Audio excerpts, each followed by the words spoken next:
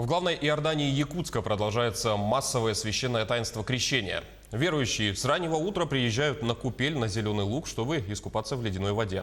За всем происходящим следят стражи правопорядка, а также спасатели. Напомню, всего в Якутске имеется 3 купели. На Зеленом Лугу, в зоне акватории водозаборных сооружений водоканала и в поселке Жатай. По Якутии же в целом оборудовано 42 купели в 23 районах региона. В прошлом году в Иордании окунулись более 60 тысяч якутян. В понедельник станет ясно, удастся ли в этом году превысить эту цифру, но несмотря на все благие намерения. Специалисты предупреждают, что всегда необходимо помнить о мерах предосторожности.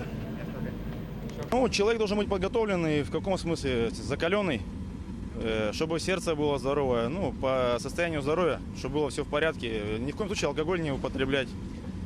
Быть подготовленным к принятию крещения. Для обряда очищения в наш регион приезжают и зарубежные гости. В этом году ей стала жительница Калифорнии. Я американка из Калифорнии и здесь работаю в Якутске в университете. Мне было крещение, когда я была маленькая, и это как еще раз делать. Очень холодно, но хорошо.